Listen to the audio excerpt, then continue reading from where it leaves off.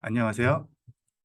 118회 정보관리기술사 4교시 기출풀이를 맡은 126회 정보관리기술사 박영길입니다. 만나서 반갑습니다. 네, 이번에 128회 정보관리기술사 4교시의 문제를 좀 약간 보면 디지털 서비스, 보안, 네트워크, DB 등과 같이 기본적인 도메인에서 대다수의 문제가 많이 출제가 되었고, 특히 보안 영역에서의 문제가 좀 많이 출제가 된 경향이 있습니다. 난이도의 경우는 그 초반에 그냥 문제를 잠깐 훑어보면은 문제 좀 약간 내가 할 만한 토픽들이 굉장히 많은데 라고 생각할 수 있겠지만, 실제로 세부적으로 들어가 보면 좀 약간 쉽지 않은데 라는 생각이 좀 많이 들었을 것 같습니다.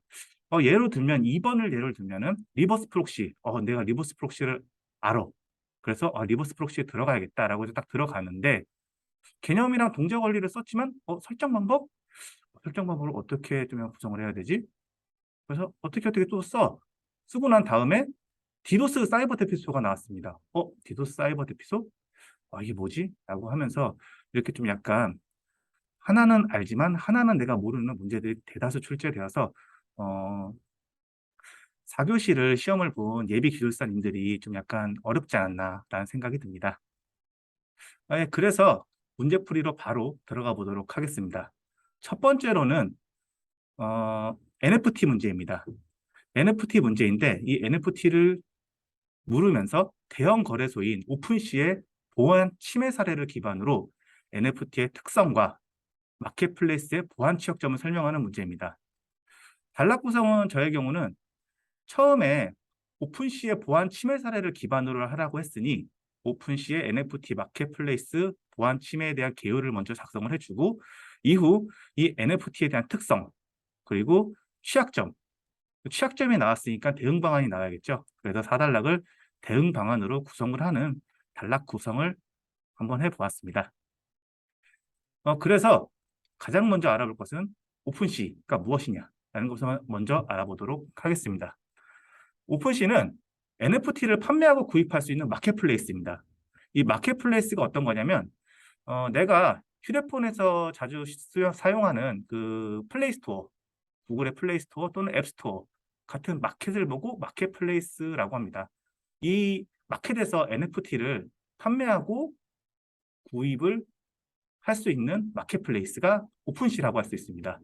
근데 이 오픈시가 좀 약간 굉장히 큰 시장입니다. 대부분의 사람들이 이 오픈시를 활용을 해서 이 마켓플레이스를 통해 NFT를 판매하고 구입을 하는데, 사람들이 많이 이용하기 때문에 보안 침해 사례가 굉장히 많이 발생한다고 합니다. 이 보안 침해 사례를 세 가지로 한번 구성해 보았는데요.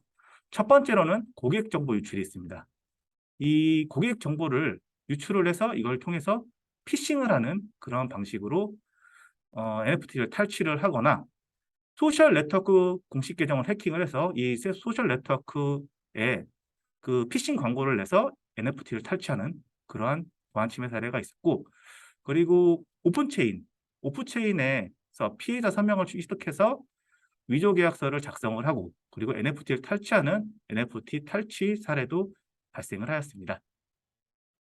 그래서 NFT에 대한 특성을 한번 알아보면, 이 NFT는 ERC7일 표준 기반의 상호 교환할 수 없는 토큰이라고 할 수 있겠습니다. 특성으로는 블록체인 내에서 이루어지기 때문에 추적성과 소유권 증명이 용이하다. 그리고 부분 소유가 가능하다. 하나의 NFT에 여러 명의 사람들이 나눠서 소유가 가능한 특징이 있습니다. 그리고 마켓플레이스를 통한 쉬운 거래가 가능하며 대체 불가능한 토큰이기 때문에 희소성이 있다. 그리고 그 솔리디티 기반으로 프로그래머가 가능하다라는 특성이 있습니다. 그래서 NFT 마켓플레이스의 보안 취약점 사례에 대해서 한번 알아보도록 하겠습니다. 제가 준비한 사례는 오픈시 에어드랍을 통한 NFT 자산 탈취 사례인데요. 여기서 있는 에어드랍이라고 하면 암호화폐 소유자들에게 무상 증자와 같이 무상으로 코인을 지급하는 행위입니다. 즉, 내가 모르는 사람이 그 에어드랍을 통해서 NFT를 그냥 선물함에 던져주는 걸 보고 에어드랍이라고 할 수 있겠습니다. 그래서 이것을 공격자가 악성 NFT를 발행을 하고 이것을 에어드랍을 통해서 피해자에게 넘깁니다. 그럼 피해자는 아무것도 모르고 이 NFT를 열어보겠죠. 그 열어보게 되면 이 악성 NFT 내에 피싱 사이트로 넘어가는 그러한 피싱 공격을 통해서 피싱 사이트로 넘어간 피해자가 그 피싱 사이트 내에 있는 팝업을 보고 이 거래를 수락하겠습니까? 라는 팝업을 통해서 피해자가 승인을 하게 됩니다. 그러면 승인을 하게 되면 이 피해자 지갑에 있는 그 NFT가 이 승인 때문에 NFT를 공격자의 지갑으로 넘겨서 NFT 자산을 탈취하는 그런 에어드랍 자산 탈취 사례가 있습니다. 이 이외에도 여러 가지 보안 취약점이 있는데 세 가지로 구분해서 나눠보았습니다. 첫 번째는 사회공학적 공격입니다.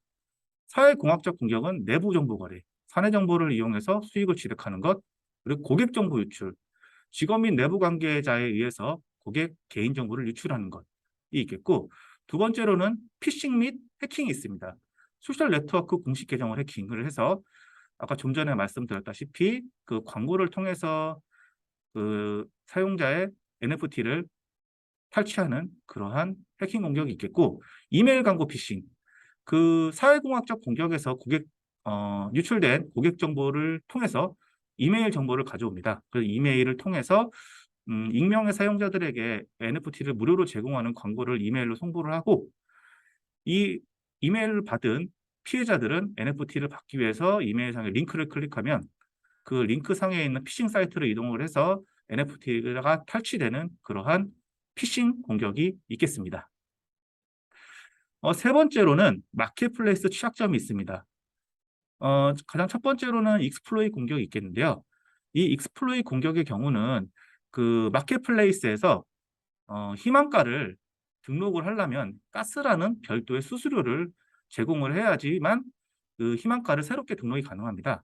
하지만 그 이용자들은 이러한 프로세스를 거치지 않고 우회적인 방법, 즉 보유 NFT를 기본 지갑에서 보조 지갑으로 이동을 하고 다시 기본 지갑으로 전송을 하면 가스를 들이지 않고도 NFT 희망가를 새로 등록이 가능한 우회 가능한 방법을 이용을 해서 그 NFT 희망가를 새로 등록을 했는데요.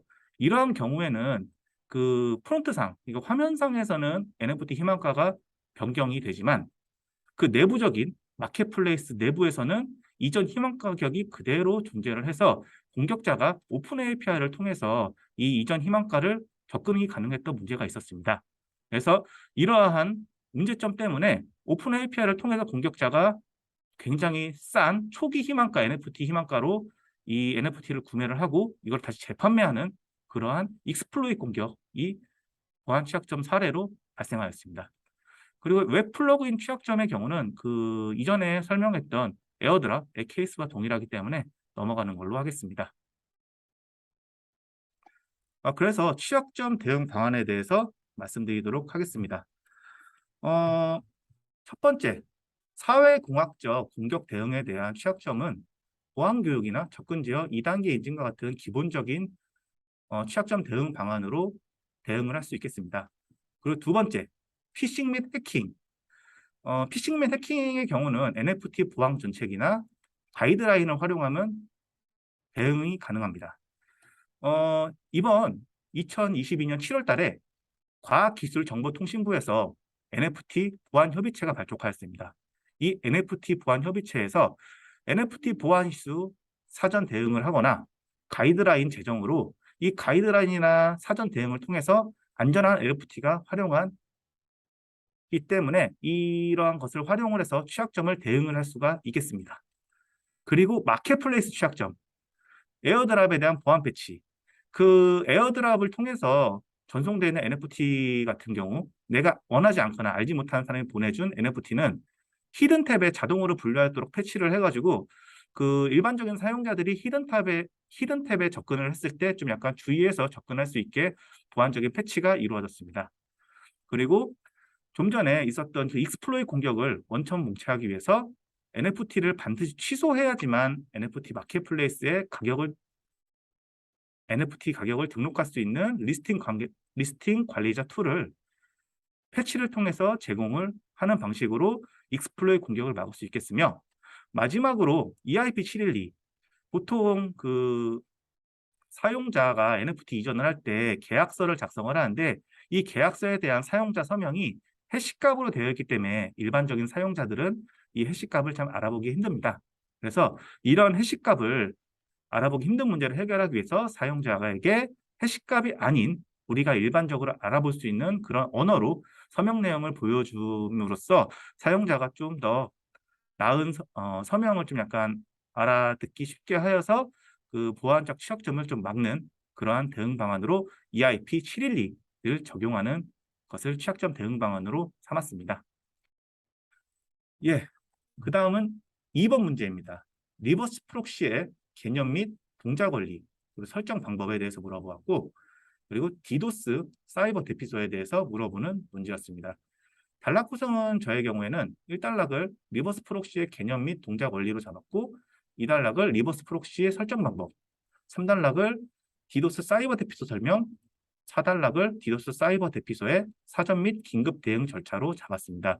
이 4단락의 경우는 그 사이버 대피소의 사전 긴급 대응 절차 말고도 그 국내 사례 말고 해외 사례의 사이버 대피소의 대응 절차로 변경하셔도 좋을 것 같습니다. 그럼 가장 먼저 리버스 프록시에 대해서 알아보도록 하겠습니다. 이 리버스 프록시는 그 클라이언트의 서비스가 요청이 되었을 때 리버스 프록시 서버가 직접 요청을 받아서 실제 서버의 처리 결과를 전달하는 것을 보고 리버스 프록시라고 합니다. 특징으로는 로드 밸런싱이 있고 보안, 성능 향상이 있습니다. 이 중 보안은 그 외부에 있는 클라이언트들이 리버스 프록시를 통해서만 접근이 가능하기 때문에 내부에 어떠한 서버가 있는지 알 수가 없습니다. 그렇기 때문에 그 외부에서 있는 공격으로부터 안전하다라는 것을 통해서 보안이 더 좋아진다라고 볼 수 있겠고, 이 성능 향상의 경우는 이 리버스 프록시 서버에서 캐싱 기능을 사용을 해서 이전에 요청했던 내역이 있으면 그 요청 내역을 서버를 통하지 않고 그냥 곧바로 클라이언트에게 전달해주는 것을 통해서 성능 향상을 이뤘다고 보면 될 것 같습니다. 그래서 클라이언트, 그러니까 포워드 프록시와 리버스 프록시의 차이에 대해서 보면, 포워드 프록시는 클라이언트가 프록시 서버에 요청을 해서 이 프록시 서버가 인터넷을 통해 서버를 호출하는 그런 방식으로 되어 있습니다. 즉, 요청을 대리해서 수행을 하기 때문에 클라이언트를 숨기는 효과가 있습니다. 반면에 리버스 프록시는 클라이언트가 인터넷에 요청을 해서 이 클라이언트가 직접 리버스 프록시 서버에 붙어서 이 리버스 프록시 서버가 내부망에 응답에 해서 다시 클라이언트에 넘겨주는 방식으로 이 외부에 있는 클라이언트는 내부에 있는 서버를 볼 수가 없기 때문에 서버를 숨기는 효과가 있다고 보시면 될 것 같습니다.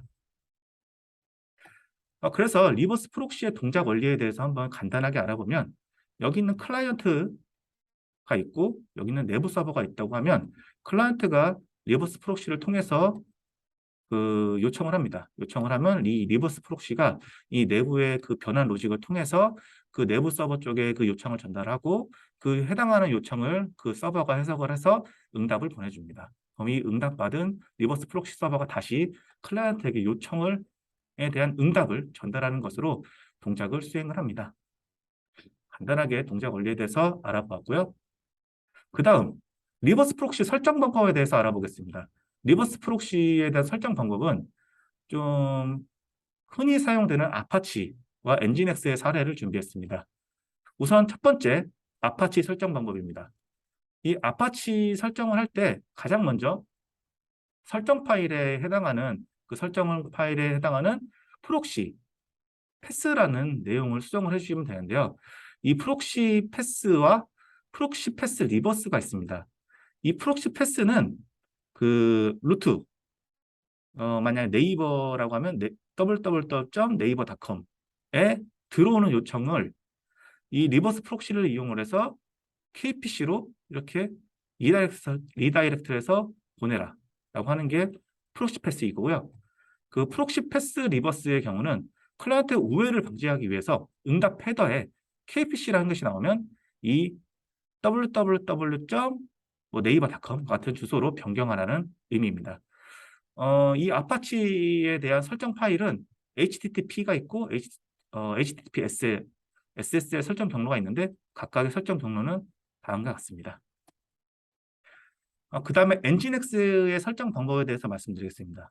엔진엑스도 그 이전에 있던 아파치와 동일합니다. 우선 설정 파일을 먼저 수정을 해줍니다. 설정 파일을 그 디폴트.config 설정 파일을 수정을 해주는데 이 디폴트.config 파일의 내부에 보면 로케이션 항목이 있습니다. 이 로케이션 키가 있는데 이 로케이션 키에 해당하는 아래 항목에 프록시 패스라는 항목이 있습니다.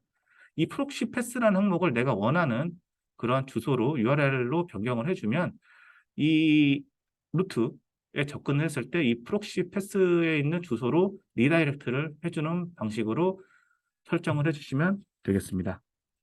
그래서 이렇게 설정 파일을 전부 다 수정을 해주셨으면 설정을 적용을 해주셔야 되는데 설정 적용은 그 리스타트나 리로드 같은 명령어로 설정을 적용해 주시면 되고 이 설정이 적용이 완료가 되었다라고 하면은 리버스 프록시 서버의 동작을 확인해 주시면 되겠습니다. 여기에 같은 경우에는 만약에 네이버를 예를 들면은 www.naver.com에 딱 접근을 하게 되면 KFC로 리다이렉트 되는 것을 보실 수 있을 겁니다.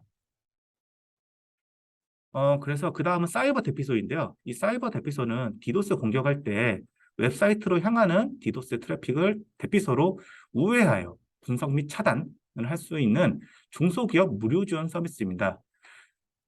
개념들을 보면은 좀 전에 있었던 리버스 프록시와 비슷합니다. 그 클라이언트들이 그 리버스 프록시를 통해서 접근을 하면 이 리버스 프록시가 내부에 있는 그 서버 쪽에 전달해주는 방식으로 리버스 프록시와 동일한 구성을 가지고 있는 것을 알 수가 있겠습니다. 구성을 좀 약간 보면은 사용자가 있고 그 다음에 일반적인 접속 홈페이지가 있고 사이버 대피소가 있습니다. 일반적인 사용자가 접속을 하게 되면 홈페이지로 그냥 일반적으로 원래 사용하던 대로 접속이 가능합니다.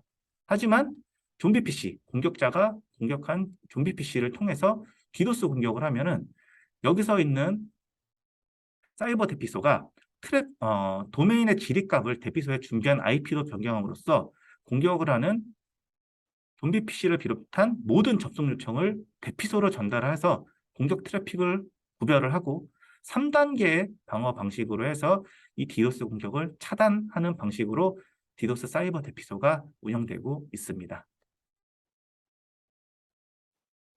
예. 다음은 3번 문제입니다. 사틴에 대한 문제입니다. 사틴의 개념 및 네트워크 특징을 물어봤고요. 그리고 두 번째로 사틴의 재난 대비, 그 다음에 UAV의 활용, 나크 지역의 네트워크 서비스에 어떻게 활용하는지에 대해서 물어보는 문제였습니다. 단락 구분은 다음과 같이 잡았습니다. 1단락은 사틴의 개요, 2단락은 이 사틴에 해당하는 개념 및 네트워크 특징, 3단락은 사틴의 재난 대비 UAV 활용, 나크 지역 네트워크 서비스 활용 방법, 4단락은 사틴의 표준화 및 산업 동향으로 이렇게 단락 구성을 잡아보았습니다. 그럼 사틴이 무엇인지에 대해서 먼저 알아보도록 하겠습니다. 사틴은 5G의 단점은 5G의 단점인 지상 커버리지만을 고려한 설계를 개선을 합니다. 5G의 경우는 지상 커버리지만 커버할 수 있는 그런 단점이 있었는데요. 그런 단점을 극복하고자 기존의 지상망의 상공, 위성 네트워크를 통해서 채널 액세스 환경과 네트워크 커버리지를 증가시키는 기술이라고 할 수 있겠습니다. 여기서 있는 개념들을 보면은 기존의 5G는 여기 밑에 있는 지상망만 이렇게 커버리지만 할 수 있어서 커버리지 구간이 굉장히 짧았습니다. 그래서 이거를 극복하고자 위성망과 그다음에 상공망과 지상망을 통합을 해서 네트워크 커버리지를 증가시키자라고 하는 게 사틴이라고 할 수 있겠습니다. 특징으로는 여기 있는 UAV, 무인 항공체, 그러니까 드론 같은 거죠. 이런 것들을 활용을 해서 네트워크망 구성을 해서 음영 지역에서도 네트워크를 사용할 수 있게 하는 기술이 사틴입니다. 그래서 이 사틴의 특징에 대해서 한번 알아보면 다중 접속 제어가 가능합니다. 즉, 다른 사용자의 신호를 다중화해서 사용이 가능하고 인지 스펙트럼을 활용을 해서 네트워크 간섭을 최소화할 수 있습니다. 그리고 공동 간섭 및 자원 관리가 가능하고 그 핸드오버를 수평적, 수직적으로 해서 그 빠른 핸드오버를 수행을 가능하게 하는 이동성 관리에 대한 특징이 있습니다. 그 다음은 사틴의 재난 대비, 그리고 UAV의 활용, 라쿠 지역의 네트워크 서비스 활용 방법에 대해서 알아보도록 하겠습니다. 우선 첫 번째로 재난 대비입니다.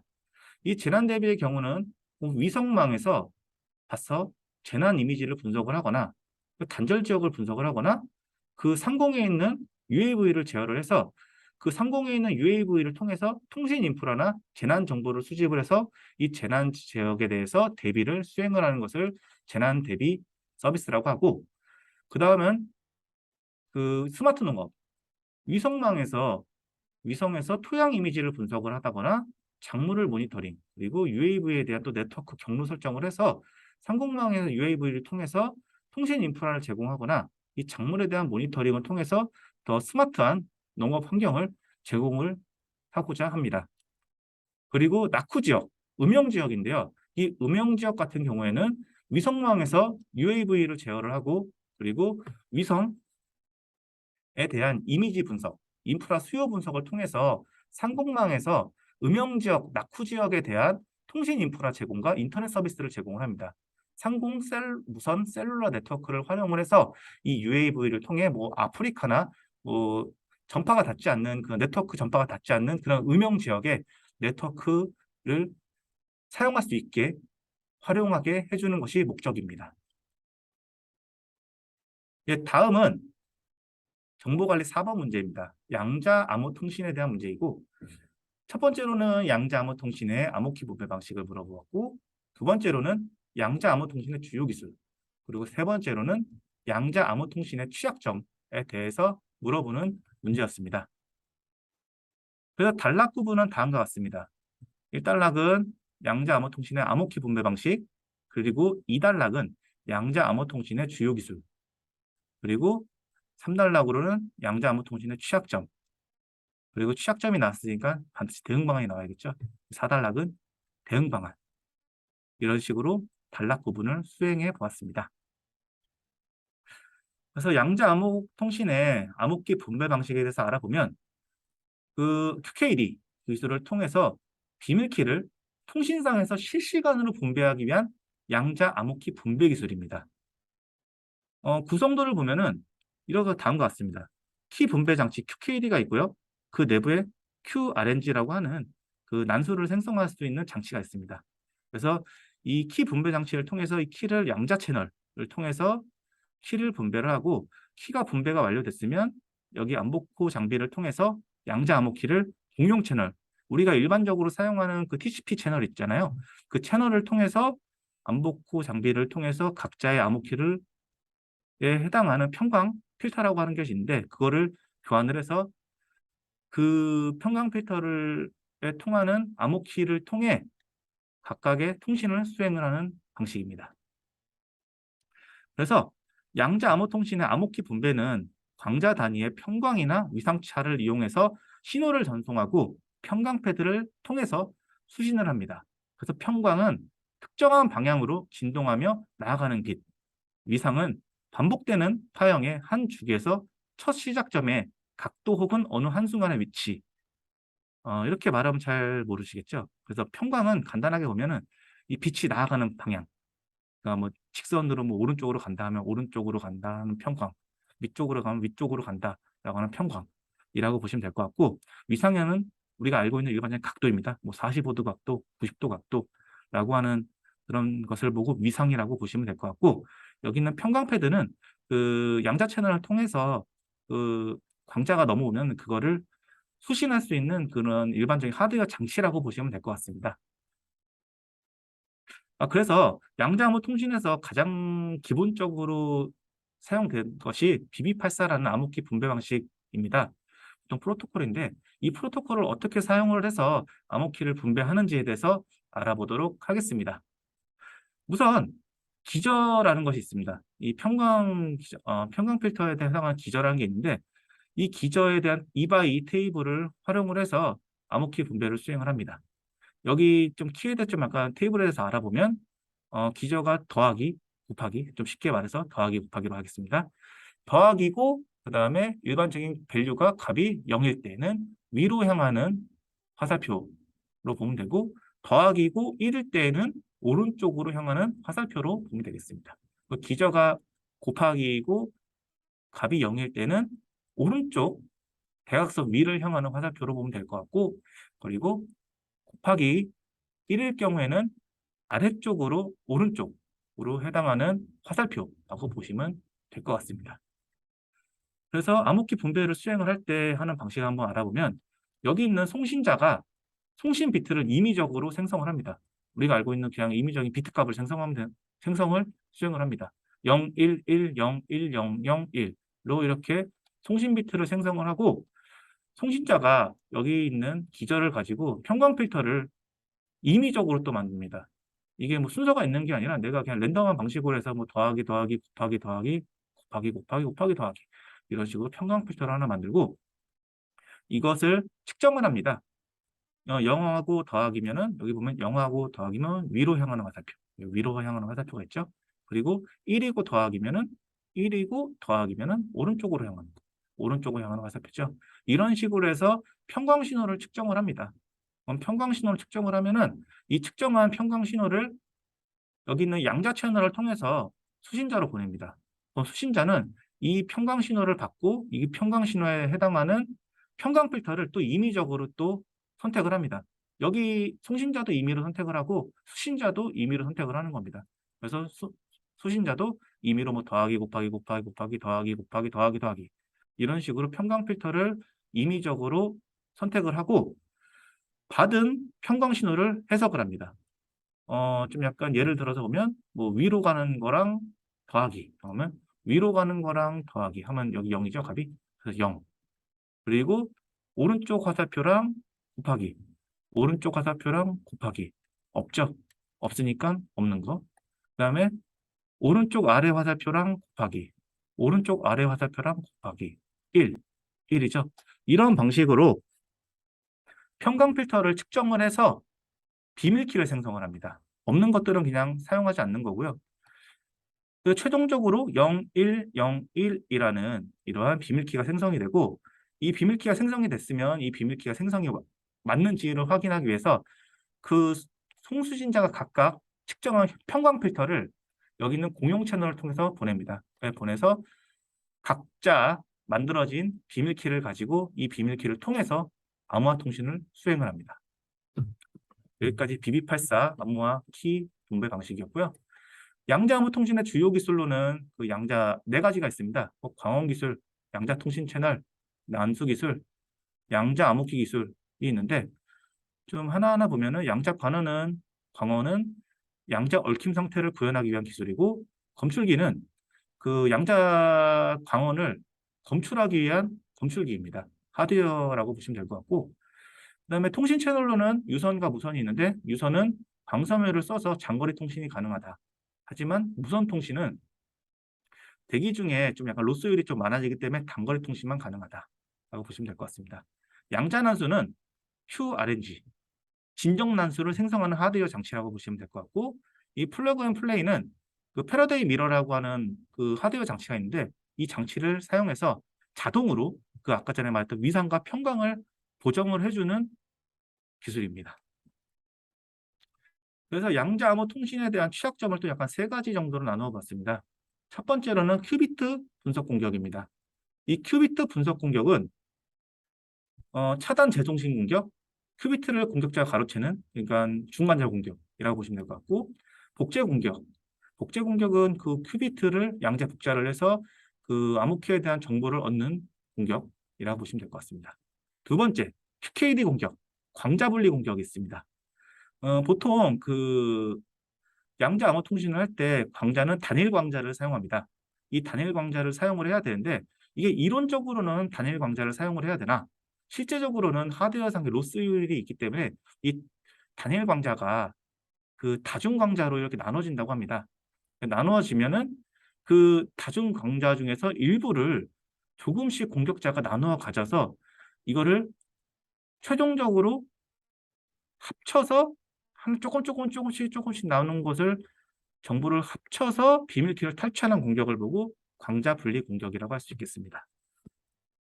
그리고 세 번째로는 양자 검출기 공격인데요. 이 양자 검출기 공격은 그 APD라고 하는 그러한 그 빛을 좀 받아들이는 소자가 있습니다. 이 소자에 대해서 뭐 열을 좀 많이 가열을 한다던가 아니면 뭐 데드 타임을 만들어서 선형 동사 클릭을 해서 뭐 검출기 작동을 조절한다던가 하는 방식으로 비밀키를 탈취하는 방법입니다. 양자 검출기 공격은 바인딩, 애프터 게이트, 타임 시프트, 트로이잔 홀스와 같이 이러한 공격들이 있습니다. 그래서 이러한 것들을 어떻게 막으면 되나 대해서 한번 알아보도록 하겠습니다. 첫 번째는 큐비트 분석 공격. 차단 제동식 공격과 복제 공격 방법은 BB84보다 개선된 프로토콜을 사용함으로써 오류 검출률을 증가시킬 수 있습니다. 그래서 뭐 6스테이트 QKD 프로토콜을 사용을 한다. 보통 BB84에서는 그 2개의 기자였는데 여기서 3개의 기자를 사용해서 그 오류 검출률을 증가시킨다. 아니면 이중 큐비트 QKD를 써서 오류 검출이 좀 약간 더 잘 될 수 있게 해서 여기 있는 차단 제동신 복제 공격법을 막을 수 있습니다. 두 번째, QKD 공격의 광자 분리 공격의 경우는 디코이 스테이트 메소드와 같이 개선된 프로토콜을 사용을 해서 광자 분리 공격을 회피가 가능합니다. 그리고 세 번째, 광자 검출기 공격입니다. APD에 들어오는 빛에 대한 여부를 모니터링을 함으로써 이 광자 검출기에 대한 공격을 막을 수 있습니다. 그래서 APD의 블라인딩 공격 같은 경우에는 APD에 강한 빛이 들어오는지에 대한 여부를 모니터링을 수행을 하면서 도청 회피가 가능하고 타임 시프트의 경우는 미세한 딜레이 라인을 만들어서 검출 효율을 모니터링. 트로이잔도 그 수신자 측 장비를 아예 사용을 안 하거나 수신자 측에 들어오는 빛을 모니터링해서 트로이잔 홀스에 대한 공격에 대응이 가능합니다. 다음은 5번 문제입니다. 데이터베이스의 병행 제어에 대해서 다음 설명하는 문제. 기본적인 토픽이죠. 병행 제어의 정의, 병행 제어의 기법의 종류, 병행 제어의 문제점에 대해서 물어보는 문제였습니다. 단락 구성은 그 병행 제어의 정의, 그 다음에 기법의 종류, 문제점, 그 병행 제어의 기법 비교 이렇게 4단락으로 한번 구성을 해보았습니다. 병행 제어는 데이터베이스에서 트랜잭션이라고 있는데 이 트랜잭션을 동시에 수행할 경우 여기 있는 병행성을 제어해서 데이터베이스 일관성을 보장하는 제어 기술입니다. 트랜잭션 여러 가지가 있을 때 이거에 대한 직렬화를 수행을 하고 그다음에 이 직렬화를 통해서 일관성을 보장하는 그러한 제어 기술입니다. 기법의 종류로는 락킹과 2PL, 타임스탬프, 낙관적, 병행제어, MVCC가 있습니다. 락킹의 경우는 그 쉐어드 락과 익스클루시브, 베타적 락이 있는데 이 쉐어드 락은 읽기에 사용되는 락입니다. 좀 약간 예를 들어보면 트랜지션이 이 로우에 접근해서 쉐어드 락을 걸고 읽기를 하면은 다른 트랜잭션도 동시에 쉐어드 락을 걸고 이 로우에 접근이 가능합니다. 하지만 익스클루시브 락의 경우는 트랜지션이 하나의 로우에 접근을 해서 베타적 락을 걸게 되면 이 트랜지션 다른 트랜잭션이 베타적 락을 걸기 위해서 아니면 쉐어드 락을 걸기 위해서 락을 걸라고 하면 락을 걸 수가 없는 그러한 차이점이 있습니다. 그리고 2단계 로킹의 경우는 확장 단계를 통한 락, 축소 단계를 통한 언락을 통해서 트랜잭션의 직렬성을 보장하는 병행 제어 기법이고요. 타임스탬프는 트랜잭션마다 각각 타임스탬프를 달아서 이 트랜잭션이 수행이 됐을 때 이 타임스탬프의 크기에 따라서 직렬화를 하는 병행 제어 기법입니다. 낙관적 병행 제어는 트랜잭션을 종료할 때 검증을 수행을 해서 데이터베이스에 반영하는 병행 제어 기법이고 이 낙관적 병행 제어는 읽기 단계, 검증 단계, 쓰기 단계의 3단계로 나누어집니다. 그리고 다중 버전 병행 제어 방식은 그 트랜잭션 데이터에 접근하는 경우 데이터의 다중 버전 상태 중 보장되는 버전에 맞는 CR 복사본을 이 롤백 세그먼트라고 하는 곳에서 반환해서 처리하는 병행 제어 기법입니다. 좀 약간 예를 들면 여기 셀렉트 SCN 넘버가 10023이라는 넘버가 있었을 때 이 10023보다 작은 트랜잭션은 읽지만 만약에 여기보다 큰 트랜잭션이 있다. 만약에 SCN 넘버가 여기보다 크다. 여기 보면 23인데 여기 24죠. 그랬을 경우에는 이 롤백 세그먼트의 CR 복사본, 이전에 있었던 복사본을 가져와서 읽는 방식으로 병행 제어를 하는 그러한 병행 제어 방식입니다. 그다음 병행 제어 문제점에 대해서 알아보겠습니다. 병행 제어의 문제점으로는 갱형 모현이 있습니다. 갱신 손실, 현황 파악 오류, 모순성, 연쇄복귀, 의미 키워드죠. 갱형 모현을 써주시면 되는데 갱신 손실은 동일 데이터를 동시에 각각 트랜잭션이 갱신할 경우 트랜잭션 값이 맨 마지막에 있는 트랜잭션에 의해서 분실되는 문제를 갱신 손실이라고 하고, 현황 파악 오류는 트랜잭션이 데이터를 두 번 읽었을 때 서로 다른 결과가 나오는 문제를 보고 현황 파악 오류라고 합니다.